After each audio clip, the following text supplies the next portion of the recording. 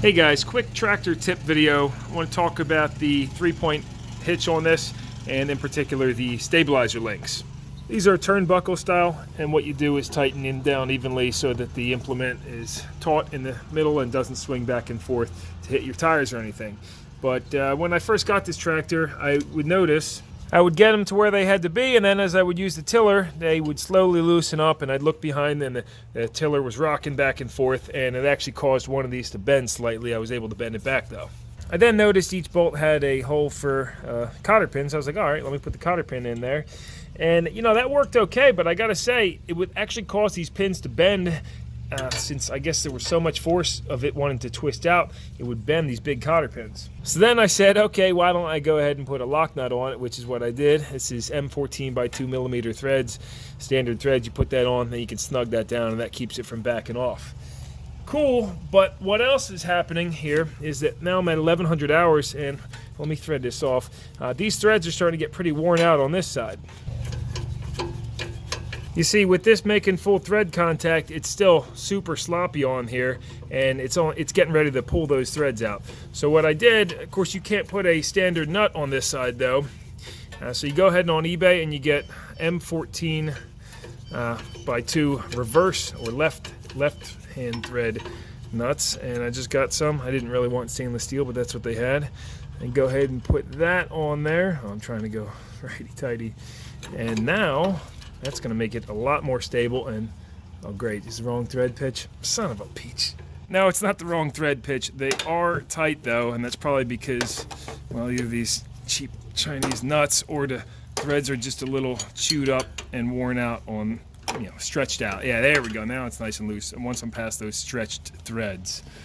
Something else good to inspect for while you're in here is that these links, you can see mine starting to almost pull through the steel. So I'm going to have to come back in here at some point and either replace or brace that, or just get new turnbuckles. But I like to keep it factory as long as I can. And now I can put this back together. Start it on the one side and bring the other one in.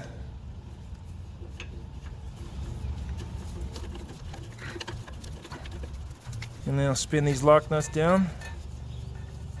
And there we go. That's a nice rigid system. I got to do the other side, and then this will be tight. But you can see that's not going to wear those threads out on either side now, and I'll hopefully get a good amount of more life out of this. I can even drop the cotter pin in it as a secondary. Boom. Looks good.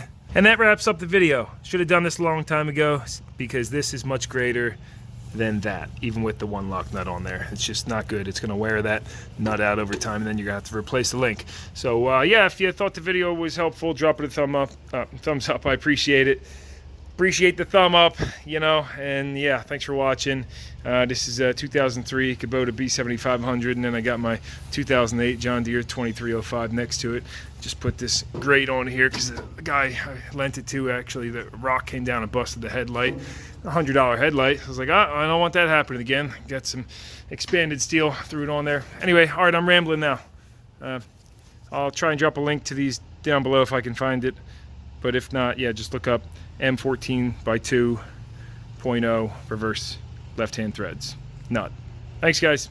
All right, I got to add one more thing in the end here, because after posting the video, my buddy Alex texted me and he said that you are supposed to have play in these stabilizer links. So I started doing some research, and it seems for the majority he's right, but then I saw some guys say that if you're using the tiller, they should be snug like I have them. The way I have mine set, that they're not preloaded a bunch, they just took out all the play, so when you shake it back and forth, you don't see any movement, but that means it's putting one under tension, and the other shouldn't be going under compression because the one's under tension. But the way it's put to me is that if you keep these tight, as the tiller goes up and down, because of the geometry, it might be stretching them and overloading them more, since they attach to the tractor at a different point down there on the same bar but at a different point. So let's find out. Let's get to the bottom of that.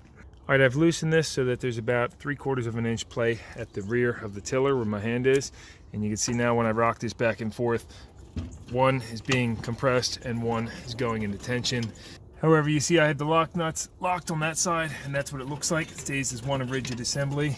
And on this side, since I don't have the jam nuts tightened down, you get some play in the threads there. So, and with those tight, that's what that looks like now. So you can see if you do leave these loose, it's very important that this stays lubricated and can swivel up and down. Sorry about this terrible footage, guys. See how that's rocking back and forth? If it's not able to rock back and forth like that, then it's going to cause this rod to bend.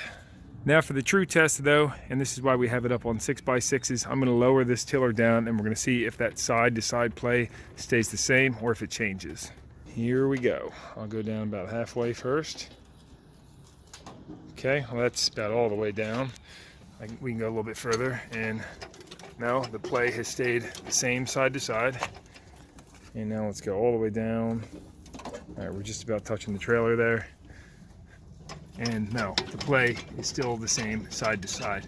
So what that tells me is that if you tighten these down to 0 lash right now and then you bring the tiller all the way up, it's not putting any excessive forces on either of these two links.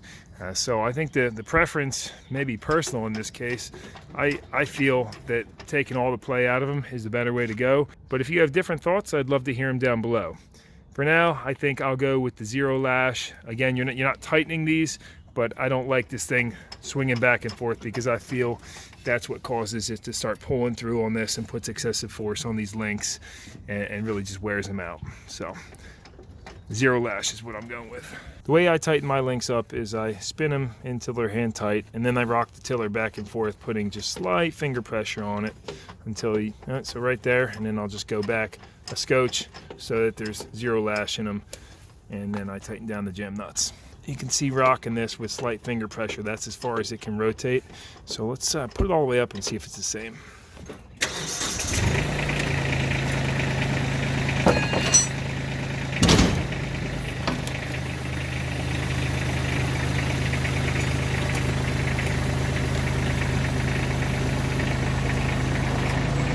And with that all the way up, let's see if I do the same thing with my fingers, rocking it back and forth. Yeah, same tension. It goes basically to the exact same point. So there's not much geometry changes going on when this goes up and down, is what that tells me. I personally feel that having 0 play in those is going to equate to less wear over time, because if you have a bunch of play and this tiller is swinging back and forth, it's going to cause these to, impacting force on them is going to cause them to wear out. But I do really appreciate the input, Alex, because I had never heard of that before, and it does seem you're right based on what I've researched. Alex does have a YouTube channel also, so I'll plug a link to that down below to his channel. And yeah, that wraps up the stabilizer link video.